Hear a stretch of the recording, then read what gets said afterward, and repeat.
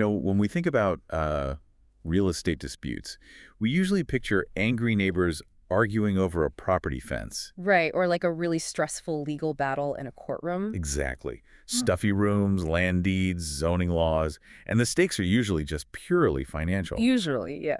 But today, I want you to picture the ultimate cosmic real estate dispute. I mean, we are looking at absolute premium property here. The very top tier. Right. Situated in the freezing, snowy peaks of the high Himalayas. Sitting at this unforgiving elevation of over 10,000 feet. Which is incredibly hostile terrain. Very. And to win this particular property dispute, the Lord of the Universe didn't, file an injunction or hire a lawyer. No, he didn't know. He actually turned himself into a crying baby just to steal a house from another god. It's honestly one of the most audacious home invasions in the whole mythological corpus. It really is. Because the texts present it not just as a territorial grab, but as this deeply calculated maneuver. It involves illusion, maternal psychology, and a fundamental shift in the sacred geography of the mountains. But here is where we have to pivot from the cosmic to the incredibly undeniably real. Because that exact same location, the site of this divine property theft, currently draws millions of actual human beings every single year. Millions. It's staggering. We are talking about people who brave freezing temperatures, utterly terrifying mountain roads, and the constant, very real threat of devastating landslides. Yeah, the terrain is no joke. All just to catch a glimpse of a 1-meter-tall black stone. So, welcome to the deep dive. Today, we are unpacking the ultimate guide to Badrinath Dham. And we are pulling from a really massive stack of sources to synthesize this journey for you today. We've got a lot to cover. We do. We are analyzing ancient mythological texts, cross-referencing them with the official, highly detailed records of the Sri Badrinath Kedarnath Temple Committee. Right. And we're also incorporating modern logistical travel data from sources like the Navrat Times and Shikar Travels. Okay, so let's unpack this. Our mission for you today is uncompromisingly practical. We aren't just looking at the stories, though, the narrative framework is essential to understanding the space. You really need both. Exactly. We are going to provide you with the hard operational facts. If you are planning to make this pilgrimage, you need to understand the brutal seasonal weather patterns. You have to. And the exact topographical challenges of the road routes, plus the highly rigid booking logistics. Because Badrinath is not a destination you can simply show up to on a weekend whim. No, absolutely not. It demands absolute preparation. Right. It requires a profound respect for the environment. Badrinath exists at this fascinating, highly volatile intersection of extreme geology, ancient history, and immense human faith. The infrastructure is just constantly at war with the elements up there. It really is. But before we get into the topographical maps and the weather charts, we need to understand whose house you're actually trying to visit. The original owners. Right. And the story of Badrinath's ownership is surprisingly dramatic. Looking at the telling by Sadhguru in our sources, the narrative upends the standard assumptions about the shrine. Completely. Badrinath originally didn't belong to the Vaishnava tradition at all. No, it didn't. The location, long before it became the definitive northern anchor for Vaishnavites, was actually the magnificent, isolated sanctuary of Lord Shiva and Parvati. Which, if you think about it, makes absolute geographical sense. It makes perfect sense. The Himalayas are traditionally the domain of Shiva. The harshness, the extreme isolation, the ascetic nature of those freezing peaks, all of this aligns perfectly with Shiva's character as the ultimate ascetic. Right, he's not looking for luxury. Exactly. Badrinath was their private domain. I always found it fascinating how the transition of power happens here. Because it doesn't start with a war. No cosmic battle. And he starts with a critique from Narad Muni. And Narad always seems to function as the catalyst for these massive paradigm shifts in the texts. He really does. He's like the cosmic instigator. He visits Lord Vishnu, who is, resting on the great serpent Sheshnag with goddess Lakshmi attending to him. Down in the cosmic ocean. Right. And Narad basically accuses the preserver of the universe of being too comfortable. Which is quite a bold move. Very bold. Narad essentially says that Vishnu's pampered lifestyle is setting a terrible example for the mortal realm, and that he needs to undertake severe, rigorous meditation to reestablish his ascetic credibility. Narad's role is crucial here. He operates as, like, a cosmic auditor. His critique forces Vishnu out of the ocean and into the physical extremity of the Himalayas. So Vishnu has to go prove himself. Right.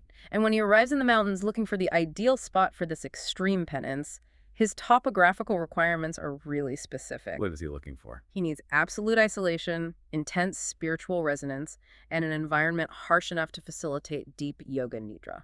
So he finds Badrinath. He finds Badrinath. It is perfect. The only issue is that the ultimate ascetic, Shiva, is already living there. And confronting Shiva directly over real estate is just a losing strategy. Oh, absolutely. The texts are very clear about Shiva's temperament. Right. If you disturb his peace, the consequences are usually catastrophic. You do not want to wake a meditating Shiva. No. So Vishnu devises a strategy that feels almost, I don't know, absurd for a supreme deity. It's very unconventional. He utilizes Maya illusion. And he disguises himself as a helpless, crying baby, depositing himself right on the front porch of the house. It is a brilliant psychological infiltration because when Shiva and Parvati return from walking in the mountains, the trap is sprung. He knows exactly what he's doing. Exactly. Parvati's reaction is the variable Vishnu is counting on. She hears the baby wailing, and the maternal instinct just overrides everything else. Totally overrides it. But Shiva, being the all-knowing ascetic, isn't fooled for a second. The texts note that he immediately identifies the anomaly. He sees right through it. He points out the lack of footprints in the snow. Like, nobody trekked up a 10,000-foot mountain to abandon a newborn. It's logically impossible. Right, so he explicitly warns Parvati that this is a manifestation of Maya and tells her not to touch the child. The dynamic here is so rich with philosophical tension. I mean, Shiva sees the absolute reality, the mechanics of the illusion. But Parvati doesn't care. Well, Parvati embodies the nurturing aspect of the universe. The illusion is so perfectly tailored to her nature that she chooses to engage with it despite the logical impossibility that Shiva points out. She just has to comfort the baby. Right, she brings the baby inside. And Shiva, recognizing the depth of her attachment to the illusion, chooses to step back. I love the visual the source provides here. Parvati is comforting the baby, and the baby, who is literally Vishnu, is just looking over her shoulder at Shiva with this knowing smile. It's such a great image. So they leave the house to bathe in the nearby hot springs, and the moment the house is empty, Vishnu drops the act. The baby is gone. He jumps up and throws the deadbolt from the inside. When Shiva and Parvati return, they are locked out of their own sanctuary. The locking of the door is a definitive, unbreachable boundary. And Shiva is presented with a choice that really defines the synthesis of these traditions. How so? Well, he possesses the power to obliterate the structure and the illusion instantly. He could just blast the door open. Right, he's Shiva. Exactly. But doing so would traumatize Parvati, who has fully accepted the child. Therefore, Shiva deliberately concedes the space. He just walked away. He abandons his home to preserve domestic harmony, essentially, and the couple begins a migration that eventually leads them to establish their new sanctuary at Badrinath. Wow. It's the ultimate cosmic squatter's rights. It really is. But we haven't even touched on the nomenclature yet. Because despite Vishnu stealing the property, the town isn't named after him. No, it isn't. According to the Navarat time source, the name Badrinath is entirely a monument to goddess Lakshmi's endurance. Which is an incredible part of the story. Once Vishnu secures the structure, he enters into profound yoga nidra. Which is that state of deep, uninterrupted yogic sleep. Right. But the physical environment of Badrinath is merciless. The source describes this massive weather event, a heavy, relentless snowfall that actually begins to bury the meditating deity. The freezing temperatures threaten to disrupt the penance. Yes. So Lakshmi, realizing the physical danger Vishnu is in, travels up to the high Himalayas. But she doesn't just build a shelter. Right? No, she undergoes a metamorphosis. She transforms herself into a massive badri tree. Which is like a type of jujube or berry tree. Exactly.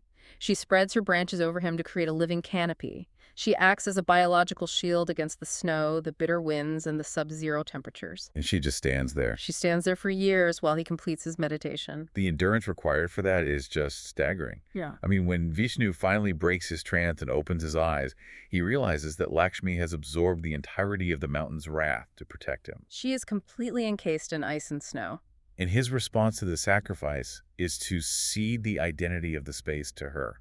Yes, he decrees that the location will be known as Badrinath, the Lord of the Badri, and that her worship will be permanently integrated into the sanctity of the shrine. What strikes me about these two foundational myths is how they manage the geopolitical reality of ancient religious traditions. It's very diplomatic. Yeah, you have this massive undeniable Vaishnava stronghold placed right in the middle of traditional Shaiva territory. Right.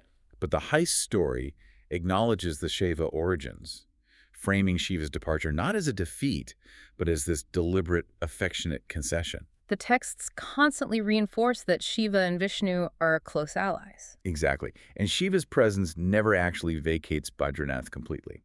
It just shifts to the geothermal waters of the tapped Kund right outside the temple doors. It's a remarkably sophisticated way of overlapping sacred geographies without erasing anyone. It creates a cohesive theological ecosystem because the pilgrim arriving at Badrinath is forced to acknowledge the asceticism of Shiva in the hot springs Right. and the sacrifice of Lakshmi in the very name of the town. Plus, the meditative endurance of Vishnu in the inner sanctum. It unifies the pantheon into a single, localized experience. Which brings us to the logistics of actually having that experience today. We established that Lakshmi had divine endurance to survive the freezing snow. Yes, she was a goddess. But for human pilgrims listening to this, possessing divine endurance is not a viable travel strategy? Definitely not. Please do not rely on divine endurance. Right. If you are planning a trip, the single most critical, non-negotiable decision you will make is when to go. The altitude dictates everything. We must emphasize this strongly. You are dealing with an alpine environment that is fundamentally hostile to human life for half the year. Half the year. Let's analyze the winter shutdown. From October through April, the entire infrastructure of Badrinath effectively ceases to function.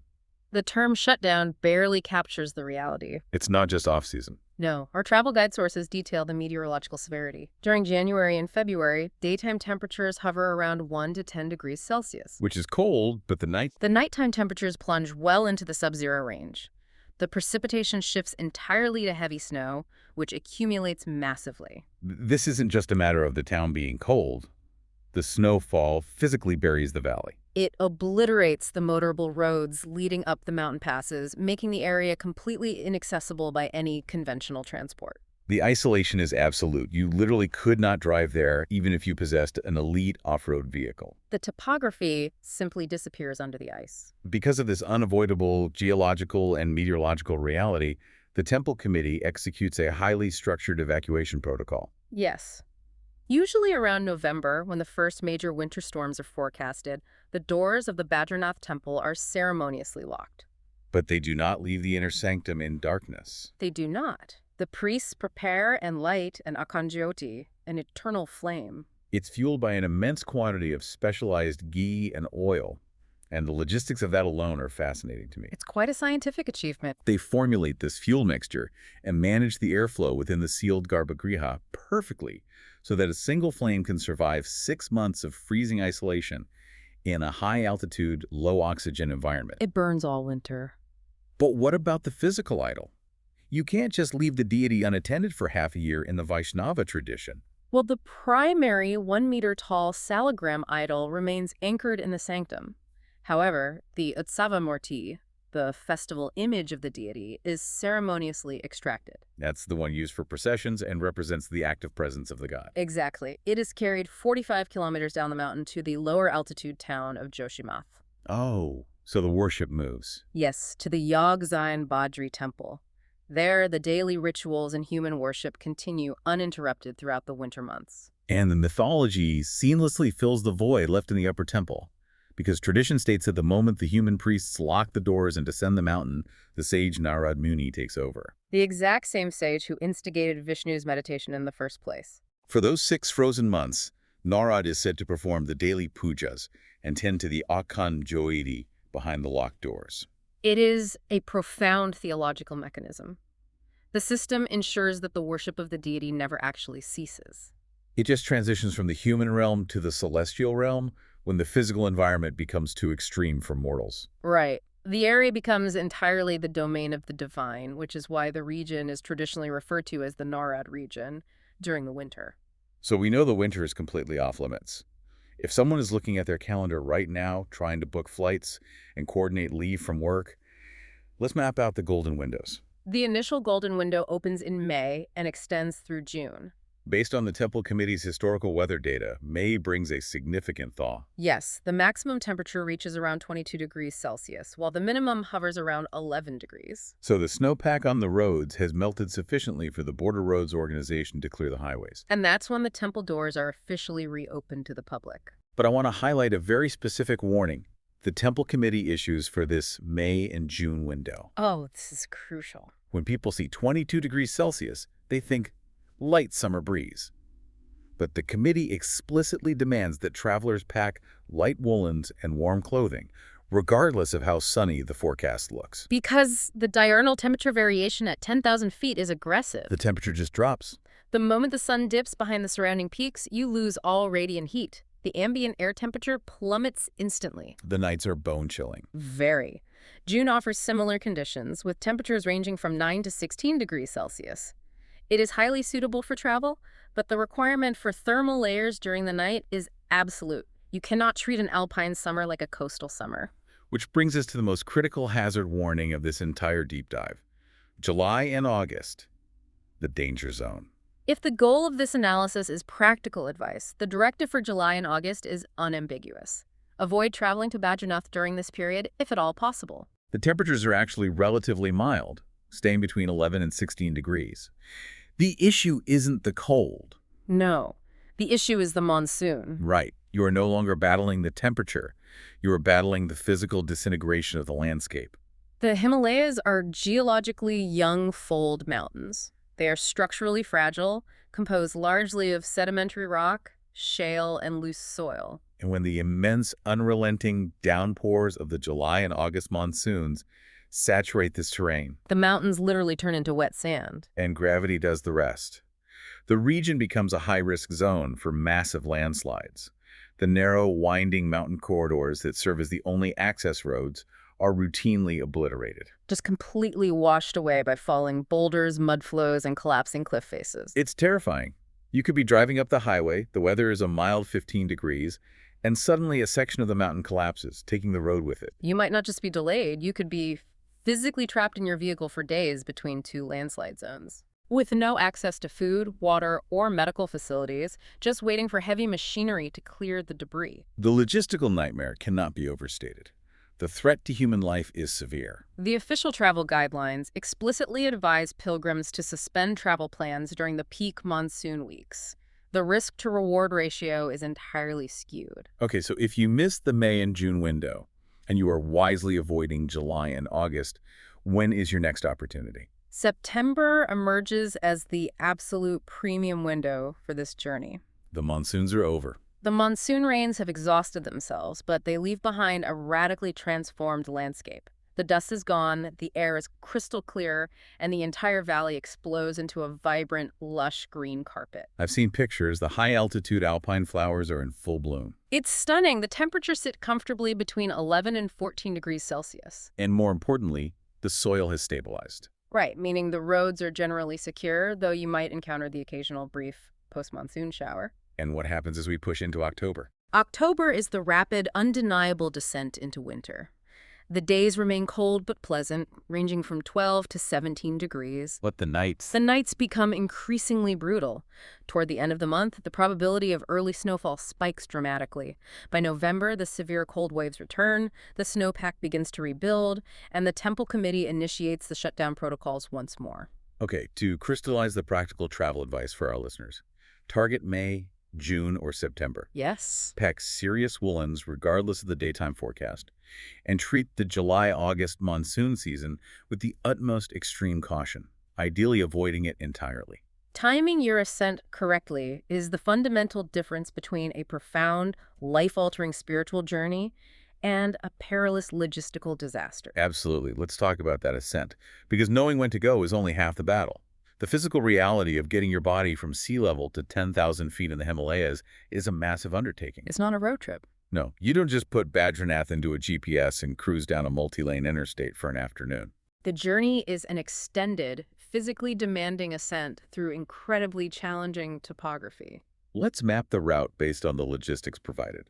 The vast majority of pilgrims don't live in the immediate Himalayan foothills. Right. Your journey likely begins at a major transport hub. Our sources identify Jolly Grant Airport in Dehradun, which is located about 314 kilometers from Badrinath. Or the major railway terminus at Rishikesh, which is 295 kilometers away. These are the primary starting points. From Rishikesh, you merge onto National Highway 58. This road is the vital artery of the region. And it essentially traces the deep river valleys carved into the mountains, following the path of the water upstream. Exactly. As you drive, you pass through a sequence of historic, spiritually significant transit towns: Devprayag, Srinagar, Rudraprayag, Karnaprayag, Nanprayag, and Shamoli. I was looking at the topographical maps of this route, and the changing landscape is startling. You start in these relatively wide, sprawling valleys near Rishikesh. You have space, the roads are wider. Right, the traffic flows relatively smoothly. But as you push higher past Chamoli, the geography closes in on you. The valleys become these tight V-shaped gorges. The road narrows drastically, clinging to the side of sheer cliff faces. It's intense. By the time you were navigating passes like Helang, Joshimath, and Pendukeshwar, you are squeezing a massive volume of pilgrim traffic through incredibly constricted mountain corridors. The bottleneck effect is severe, which is why travel times in the Himalayas can never be accurately estimated by distance alone. A 30-kilometer stretch could take 3 hours. Easily, depending on traffic, road conditions, and military convoys. And many listeners might be attempting the full Char Dham Yatra, visiting all 4 major shrines in a single circuit. If you're coming to Badrinath directly from Kedarnath, the temple committee outlines 2 very specific approach vectors. Yes, the first is a 247-kilometer route that descends from Kedarnath, routes you through Gaurikund, Guptkashi, and Rudraprayag before merging back onto the main highway toward Joshimath. And the alternative? It's a slightly shorter 229-kilometer bypass route traversing through Chapta and Gopeshwar before rejoining the main artery at Chamoli. Regardless of which vector you choose, you are committing to hours of relentless, winding, nausea-inducing vehicular travel. It is exhausting. Which brings us to the most vital piece of strategic advice the temple committee offers for the ascent. Do not attempt to drive straight to Badrinath and immediately look for a hotel. Bad idea. They strongly advise utilizing the town of Joshimath as your base camp. Joshimath is located roughly 45 kilometers below Badrinath. Utilizing it as a staging ground solves 2 massive logistical hurdles: physiological acclimatization and infrastructural capacity. Okay, let's break down the physiology first. Badrinath sits at roughly 10,200 feet. If you drive a vehicle rapidly from the plains near sea level directly to that altitude within 24 to 48 hours, your body does not have time to adjust to the decreased partial pressure of oxygen. You are at high risk for acute mountain sickness. Exactly. Headaches, severe nausea, dizziness, and extreme fatigue. It can ruin the whole trip. By stopping and spending the night in Joshimath, which sits at a slightly lower, more forgiving elevation, you force your body to begin the acclimatization process. It stabilizes your blood oxygen levels before you make the final push. The second issue is pure infrastructure. When you look at aerial photos of Badrinath, it is a tiny, incredibly dense settlement wedged into a narrow valley along the banks of the Alaknanda River. There is virtually no room for urban expansion. None. During peak season, tens of thousands of pilgrims pour into this space daily. The town simply does not possess the hotel inventory, the sanitation infrastructure, or the physical real estate to house everyone overnight. Therefore, the established operational strategy for the vast majority of pilgrims is to secure accommodation in Joshimath.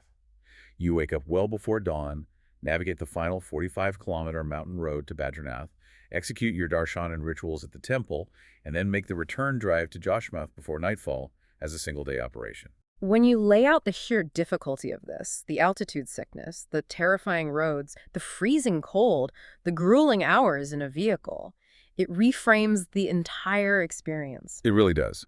In modern tourism, we expect the journey to be frictionless so we can just, enjoy the destination. But here, the friction seems entirely intentional. The journey is actively hostile, and that hostility serves a profound psychological function. Historically, pilgrims walked this route. It took weeks, sometimes months, of brutal physical exertion. Just walking up the mountain. By the time you reach the temple, the sheer exhaustion has stripped away your ego, your comforts, and your daily anxieties. You are entirely raw, vulnerable, and hyper-focused. Even today, Gripping the handle of a taxi as it navigates a cliff edge forces you into a state of absolute presence. The mountain road breaks you down so the temple can build you back up. Okay, so you survive the roads, you manage the oxygen levels, you pack your woolens, and you finally arrive in the valley. The physical structure of the temple complex comes into view, And it is a striking piece of architecture. especially set against the bleak gray and white canvas of the Himalayan rock and snow. The visual impact is immediate. The primary entrance is the Singhwar the Lion Gate. It is a towering, 50-foot-tall structure, intensely vibrant, painted with intricate, brightly colored patterns. It's really beautiful. It is topped with a small cupola and a gold-gilt roof that aggressively reflects the high-altitude sun. It is a beacon of human artistry in a landscape of geological chaos. The moment you step through the Singh door, you realize the architecture isn't just decorative, it's highly functional. The temple is compartmentalized into 3 distinct operational zones designed to manage the flow of mass devotion. The spatial organization is highly deliberate. You first enter the Sabha Mandap. This is the assembly hall, the holding area where pilgrims gather, wait, and mentally prepare. Like a funnel. From there, the crowd is funneled into the Darshan Mandap. This is the active ritual space where the priests conduct the visible ceremonies, and it provides the pilgrim with their first unobstructed sightline into the final, most sacred chamber. The Garbhagriha. The womb chamber, the epicenter of the complex. The architecture here shifts from painted wood and stone to absolute opulence. The canopy of the Garbhagriha is famously sheathed in a solid sheet of pure gold, and it is within this golden enclosure that the primary deity resides. Now, a first-time visitor might expect to see a towering, multi-story marble statue of Vishnu, given the sheer effort required to get here. You'd think so. But the reality of the idol is much more subtle, and frankly, much more powerful. The presiding deity is a compact, 1-meter-high black stone, but it is not just any stone. It is carved from a sacred salagram. Which is a specific type of fossilized stone found in the Himalayan riverbeds. Right. And in Hindu theology, it is considered the direct, naturally occurring manifestation of Lord Vishnu himself. The iconography carved into this particular salagram is completely unique. Normally, when you see a major temple dedicated to Vishnu, he is depicted in the Anatasayana posture reclining comfortably on the cosmic serpent. But here, reflecting the harsh, ascetic nature of the environment and the mythology of his intense penance, the idol depicts Vishnu sitting upright in a strict Padmasana. The meditative lotus pose. The details are highly specific. He is armed with his traditional cosmic weapons, the shank, or conch, and the chakra, or discus held aloft in 2 of his arms. While his other 2 arms rest perfectly balanced in the yogic mudra of deep meditation. It is an image of ultimate power held in absolute restrained stillness. The provenance of this specific piece of black stone is a saga in itself. According to the Skanda Purana and the historical records, this idol hasn't always been sitting safely under a golden roof. No, for centuries it was entirely lost to the world. Really? How was it lost? During a prolonged period of cultural upheaval, when Hindu practices were waning in the region, the idol was removed from its shrine and hurled into the Narad Kund. Which is a deep, freezing pool in the turbulent Alaknanda River. It lay submerged and forgotten at the bottom of the riverbed until the early 8th century AD. And this is where Adi Shankaracharya enters the historical record. The great theologian and philosopher travels deep into the Himalayas. Armed with divine insight, or perhaps incredible historical research, he locates the exact pool. He physically dives into the freezing, rapid waters of the Narad Kund. He dives in? He dives in, retrieves the heavy salagram stone, and brings it back to the surface. Wow. Initially, Shankaracharya enshrines the rescued idol in a naturally formed cave nearby, establishing the foundational rituals. It wasn't until centuries later, in the 16th century, that the king of Garhwal commissioned the construction of the grand architectural complex we see today, moving the idol from the cave to the Garbhagriha. And Vishnu does not sit in that golden chamber alone. It is an incredibly dense, crowded pantheon inside the sanctum. There are 14 other idols sharing the space. The assembly reflects the breadth of the mythology. You have Kuber, the lord of wealth. You have the idol of the sage Narad Muni, the catalyst for the entire endeavor. You have Uddhava, a devoted friend of Krishna. And positioned directly opposite the main idol, acting as an eternal sentinel at the entrance, is the figure of Garuda, Vishnu's mythical bird vehicle, depicted kneeling with his hands folded in a posture of absolute, unwavering devotion. Okay, consider the sensory reality of this space. You have thousands of pilgrims pressing into the Sabha Mandap. You have priests chanting complex Vedic hymns. You have bells ringing continuously. It is a loud, chaotic, intensely charged environment. But there is one specific, highly traditional sound you will never ever hear at Badrinath. The blowing of the shank, the conch shell, It is entirely banned within the temple precincts, completely forbidden. which is absolutely fascinating because in almost every other Vaishnava temple on the planet, the blast of the conch shell is the defining acoustic signature of the rituals. It signals the opening of the doors, it accompanies the archie, it is the sound of divine victory. But at Badrinath, they enforce a strict, permanent noise ordinance against it. The acoustic physics of the conch are explicitly forbidden. Why? The prohibition is rooted directly in a highly specific myth involving goddess Lakshmi, reinforcing her central importance to the site. Okay, tell me about this. The narrative detailed in the Navarat time source explains that Mother Lakshmi was situated in her Tulsi Pawan, her designated sanctuary within the Badrinath area. She was deeply absorbed in a fragile state of profound meditation. Simultaneously, Lord Vishnu is engaged in a brutal cosmic battle against a terrifying demonic entity known as Shankar. The battle concludes with Vishnu annihilating the demon, and the standard expected protocol for a deity upon achieving a major victory is to blow the massive conch shell. Right, projecting the sound across the three worlds to announce the triumph. But Vishnu analyzes the situation. He knows the topographical acoustics of the valley. If he blows that conch, the sound waves will violently echo off the sheer rock faces of the Himalayan peaks. Amplifying the blast and completely shattering Lakshmi's delicate meditative state. So he makes a choice. Out of absolute respect for her spiritual focus, he aborts the victory announcement. He refuses to blow the shank. He embraces silence to protect her practice. And that precise moment of restraint is codified into the daily operations of the temple to this day.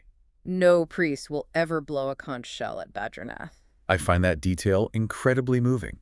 It reveals a dynamic of profound mutual respect. He gave her the eternal naming rights to the town because she protected him from the snow. Yes. And he instituted a permanent, literal, do not disturb policy over the entire valley just so she could meditate in peace. While the temple enforces acoustic silence, its very existence acts as a massive cultural amplifier. When Adi Shankaracharya physically retrieved that idol and reestablished this temple in the 8th century, he was executing a highly calculated geopolitical and theological strategy. The records suggest this wasn't just about finding a lost rock, it was about saving a religion. Precisely. At that juncture in history, Buddhism had heavily proliferated across the Himalayan corridors and the Indian subcontinent. The traditional Vedic and Hindu frameworks were losing their cultural dominance. So what did Shankaracharya do? He recognized that to revive the prestige of Hinduism and unify a fragmented populace, he needed undeniable physical anchors. He established 4 massive centers of pilgrimage at the 4 extreme cardinal corners of the Indian subcontinent, the Char Dham. And Badrinath was the definitive northern anchor. By establishing this grand, highly formalized temple at the absolute edge of the habitable world, he created a spatial map that drew millions of people back into the Hindu fold. And the temple was a stake driven into the earth. It was designed to curb the philosophical spread of Buddhism by providing an overwhelming, visceral experience of Hindu glory. It's a brilliant paradox. Badrinath is a place defined by the quietness of meditation and the silence of the conch. Yet structurally, it was engineered to be the loudest, most definitive statement of cultural survival imaginable. Absolutely. All right, we've deconstructed the mythology, the architecture, and the geopolitical history. Let's ground this entirely in the present moment. What are the actual modern-day operational rules you must follow if you want to participate in this space? The logistic. Right. What does a typical Tuesday morning at Badrinath look like? Well, long before you are permitted to approach the Singborg Gate, you must interface with the geography itself. Specifically, the Tapt Kund. The boiling spring. Literally. Situated just below the main temple complex, fed directly by the intense geothermal energy of the Alaknanda fault line, is a natural hot water spring. And the thermal output is staggering. How hot is it? The water maintains a consistent temperature of 45 degrees Celsius. That translates to roughly 113 degrees Fahrenheit. To put that into perspective, the ambient air temperature around you at 5 in the morning might be hovering right around the freezing mark. You are standing on freezing rock surrounded by glaciers, and you are stepping into a pool of water that is hot enough to scald. The physiological shock is immense. I can imagine. From a mythological standpoint, the intense heat is explained by Lord Vishnu granting Agni Dev, the god of fire, a permanent boon to reside within this specific aquatic space. But from a ritual standpoint, engaging with this extreme temperature contrast is absolutely mandatory. Pilgrims are required to execute a purifying dip in the tapped kund before they can proceed to the temple. It forces a total somatic reset. You plunge into 113-degree water in freezing air. Your cardiovascular system is jolted, your pores open, your mind is instantly snapped into the present moment. You cannot be sleepwalking or distracted after that. You are hyper-awake and physically purified before you even see the deity. Once the purification is complete, you enter the administrative reality of the temple.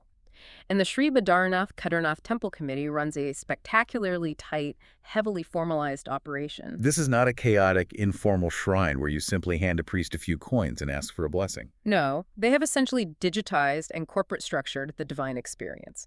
You must book your pujas, your specialized prayer rituals, well in advance through their official online portals. And they categorize the entire inventory of rituals into two highly distinct operational tracks: attending and non-attending pujas. The distinction is vital for managing volume.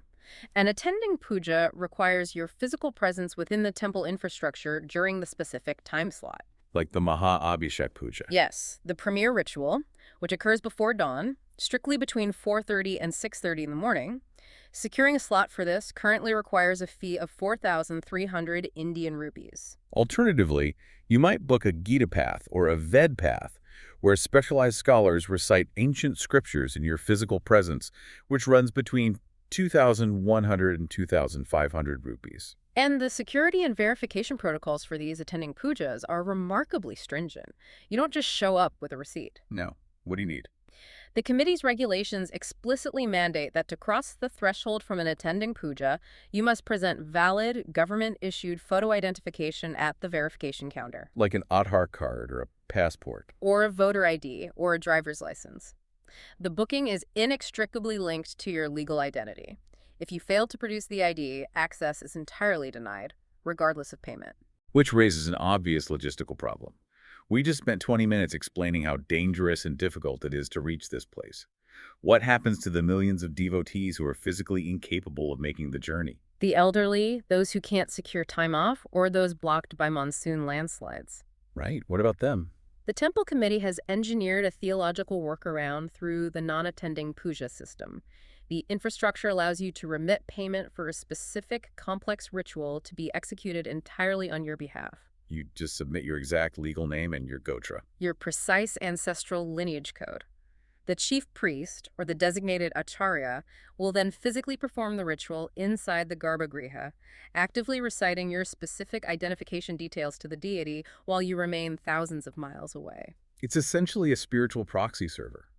And the menu of options for these remote rituals is extensive. Very. You can sponsor the fuel for the Akhand Jyoti, the eternal flame, for a single day for 1,451 rupees, but the system also allows for massive long-term spiritual investments. Like locking in an Abhishek Puja Bandhan for a guaranteed 10-year period, requiring a layout of over 44,000 rupees. Or you can finance the Mahabhog, the grand daily food offering presented to the deity, for 10 consecutive years for 32,500 rupees. It is a brilliant economic and spiritual engine. It ensures the temple remains heavily funded and that devotees remain tethered to the site even when the roads are buried under 20 feet of snow. Exactly. But let's assume you did make the drive. You survived the roads, you shocked your system in the tapped kund, you presented your government ID, and you completed your attending puja. Now, you're exhausted and you want to sleep. Here is where the logistics become incredibly confrontational. The accommodation rules imposed by the temple committee are unimaginably rigid. They are absolute and uncompromising. You can book a room in the official committee guest houses. Your check-in time is strictly after 12 noon. Your mandatory checkout time is heavily enforced at exactly before 10 in the morning. But here's the truly shocking parameter.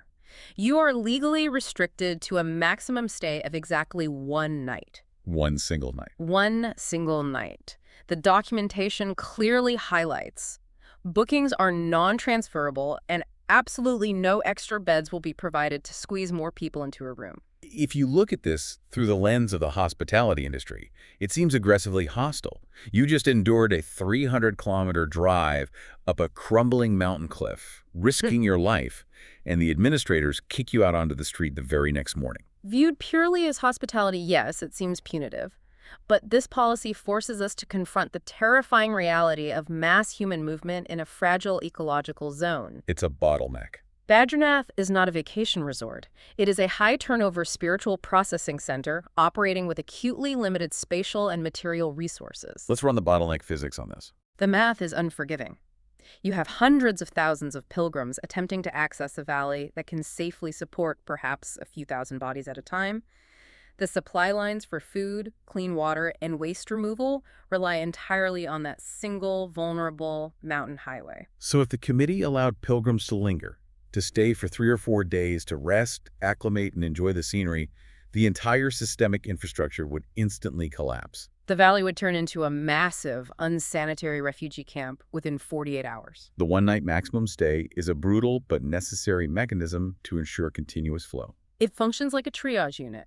You arrive, you execute your purification, you perform your worship, and you are immediately cycled out to clear bandwidth for the next wave of seekers. It fundamentally alters the psychology of the trip. You cannot relax. You are forced to treat the visit as a hyper-focused, fleeting tactical mission. Arrive, purify, worship, evacuate. That is a relentless operational tempo. But the theological reward promised for successfully executing this rushed, grueling mission is considered the absolute pinnacle of human existence. It is the ultimate spiritual payoff.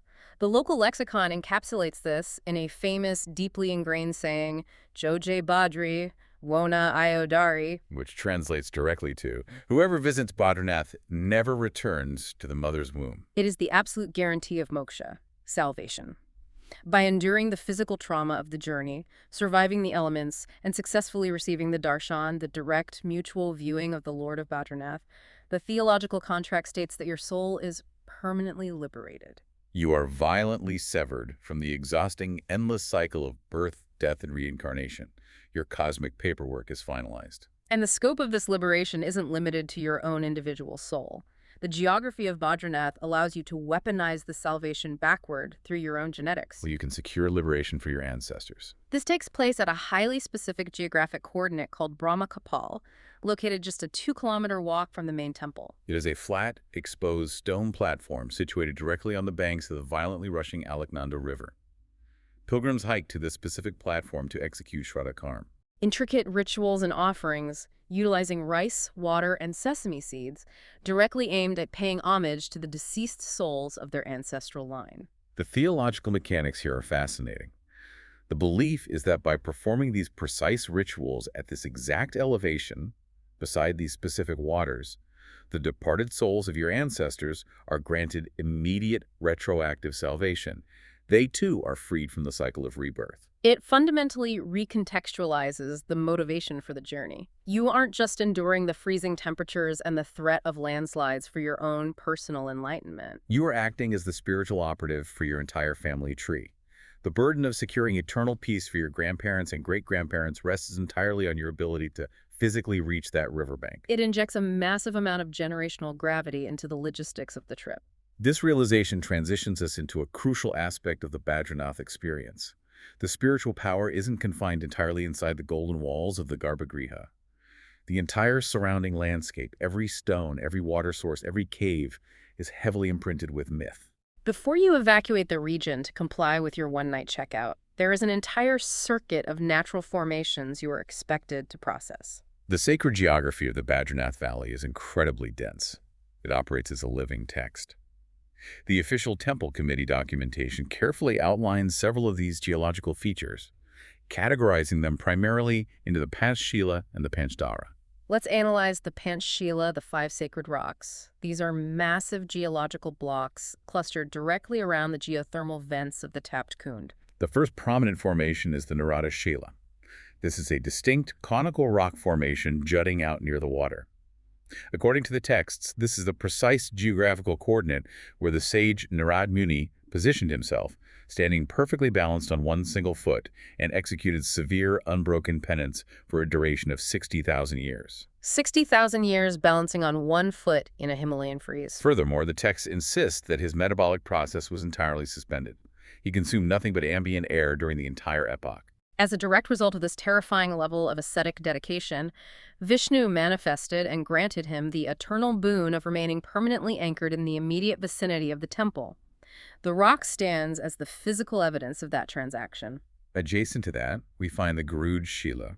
This formation marks the site where Garuda, the colossal mythical eagle deity, engaged in a total fast and performed intense penance for 30,000 years. His objective was highly specific. He sought the absolute privilege of becoming the Vahana, the eternal, dedicated vehicle and carrier of Lord Vishnu. The penance was successful, the wish was granted, and the geological marker remains. The accompanying text provides a remarkable functional claim about this rock.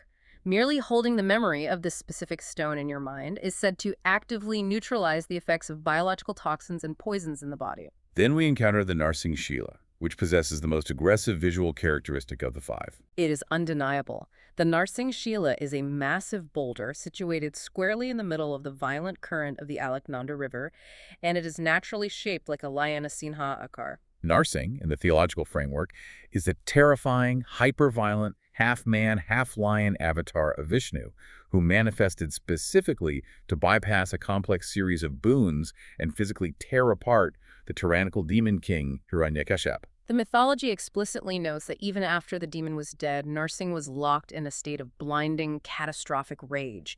He was a threat to the stability of the universe. His fury was uncontainable. The lesser gods were terrified.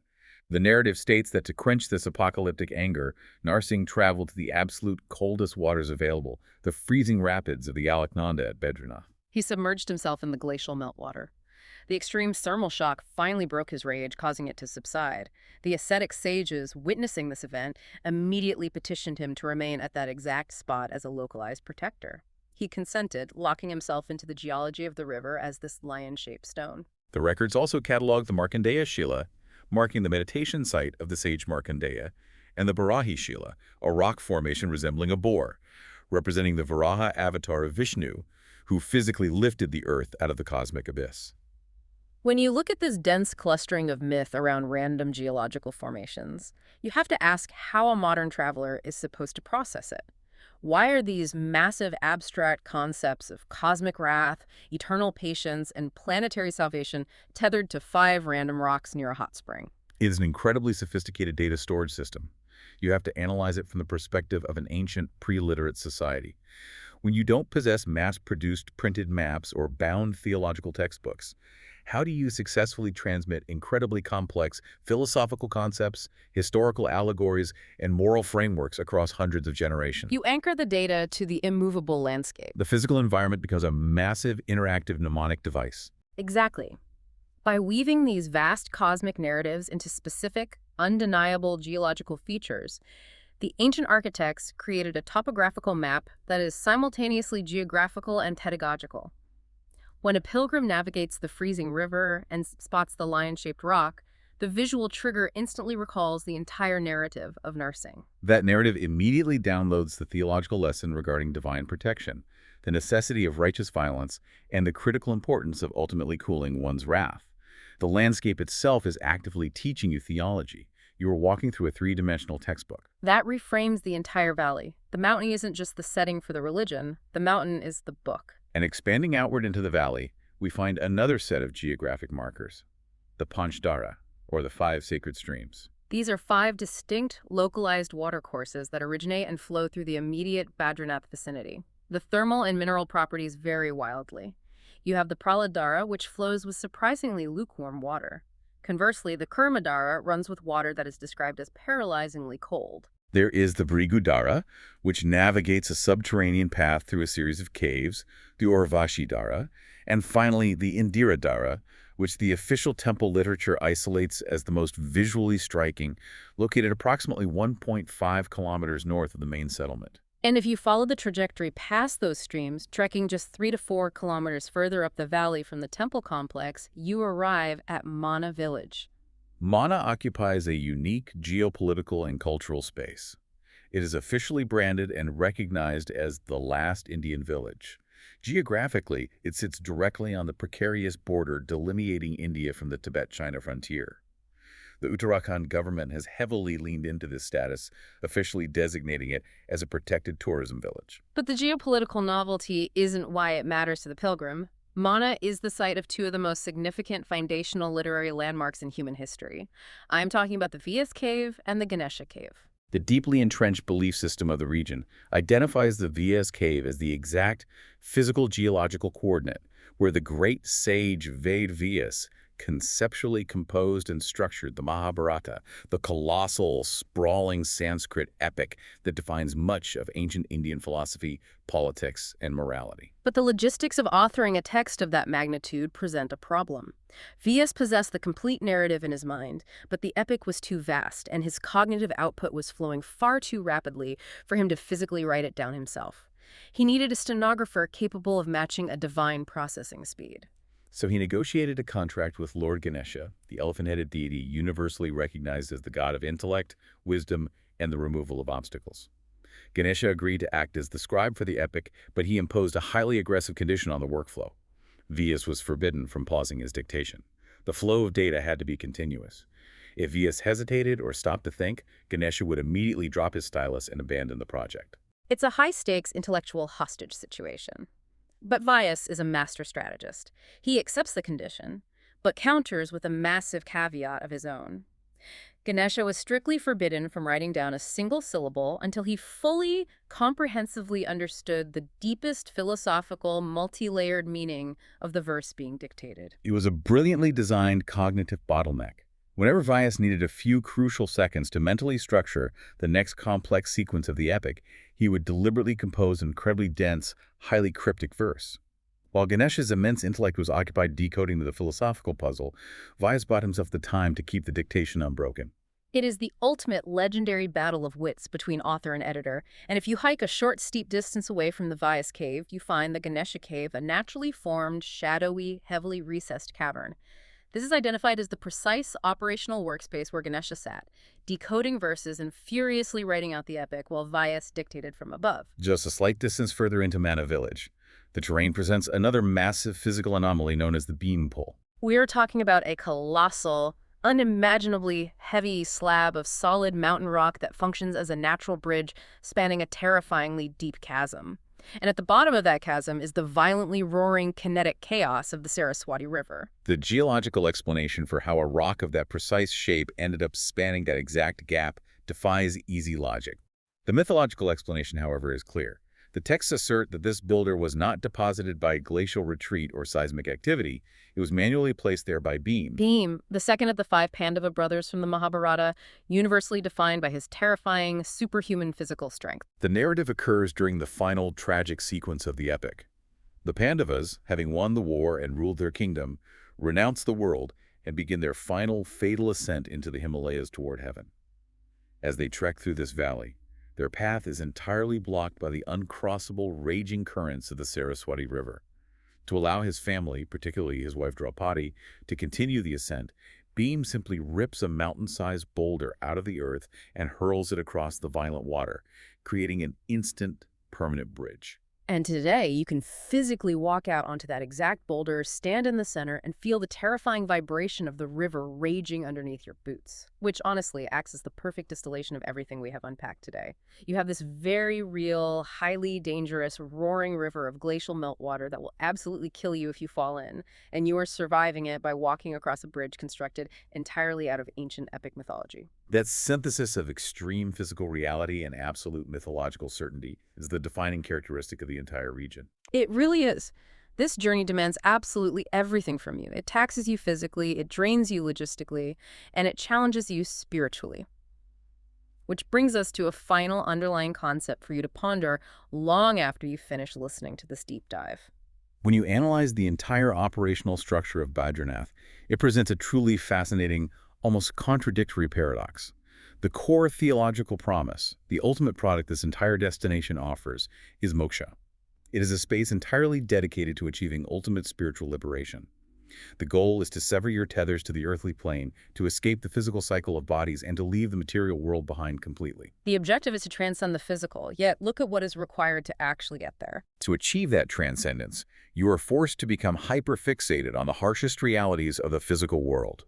You cannot arrive at Badrinath floating on an ethereal cloud of pure meditation.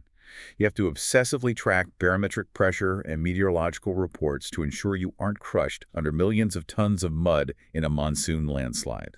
You have to white-knuckle your way through hundreds of kilometers of structurally compromised, nausea-inducing mountain cliff roads. You have to aggressively manage your blood oxygen levels. You have to endure the biting pain of sub-zero air and force your biology into the scalding shock of a 45-degree geothermal vent. You have to navigate uncompromising, highly rigid bureaucratic booking interfaces and adhere to a merciless one-night checkout protocol. You are violently forced to deal with the absolute, uncomfortable, heavy reality of inhabiting a frail human body in an environment that actively wants to reject it. Precisely. And perhaps that contradiction is the actual hidden curriculum of Badrinath. The lesson isn't merely about surviving the trip so you can look at a black stone in a golden room. The lesson is that the process of mastering that harsh, exhausting physical reality, facing the intense cold, the genuine fear of the cliff edge, the physical exhaustion of the altitude, and the sheer logistical friction is exactly the mechanism that shatters the ego. It is the inescapable weight of the physical hardship that finally cracks the mind open, leaving it sufficiently raw and prepared to actually comprehend the divine when the golden doors finally open. To find the ultimate, eternal peace of leaving the world behind, you first have to survive the ultimate, grueling physical road trip through it. Much like a supreme deity choosing to manifest as a crying, helpless baby just to manipulate his way into a freezing mountain house, the path to the divine is almost never a straight, logical line. Thank you for joining us on this deep dive. Keep questioning the maps, keep exploring the myths, and we'll see you next time.